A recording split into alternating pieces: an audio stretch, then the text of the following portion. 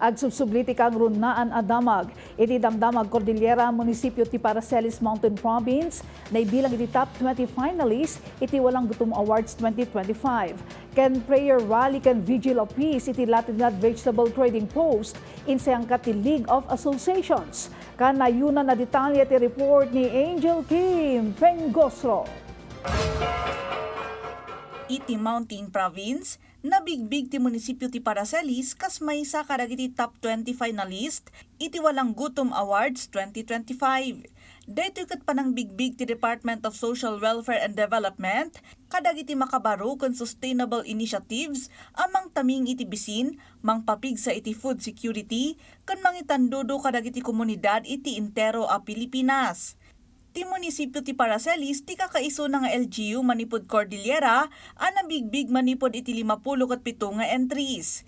Kas pasot detoy, nakagunod ti munisipalidad ti Paracelis iti 1 million pesos sustainable livelihood funding, may sa adakkel a suporta nga dadda amang papigsa kadagiti programa ti munisipalidad, nairanta amang pabilag kadagiti pamilya, mangpasaya at iti panakagunod iti taraon, ken mangpataod kadagiti natalged a gundaway para kadagiti komunidad. Iti Benguet, nang isayangkat ti League of Associations iti may sa prayer rally ken vigil of peace iti La Trinidad Vegetable Trading Post no sa dino pimaset ti 56 a nagdudumang asosasyon tapno iibkas dati panang kontrada iti smuggling ken panag-angkat kadagiti nateng. Kang runaan na panggap dito arali ti panang pasardeng iti panag-angkat tapno direkta matulungan dagiti lokal a mannalon. Babaen ti awag a support a Filipino farmer, buy local, buy fresh.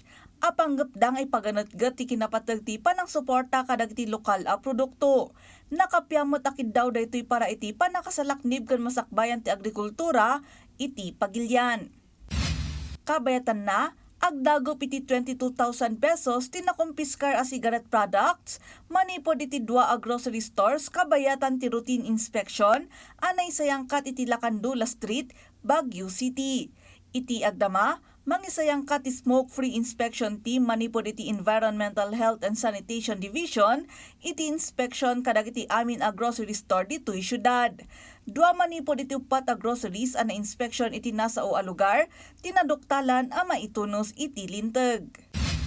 Iti Matabuk City, nang rugin ita alawas ti disilting ti Nia Kalinga kadagiti main ken lateral canals iti Upper Chico River Irrigation System kalpasan ang ipatungpal ti irrigation cut-off iti May 1.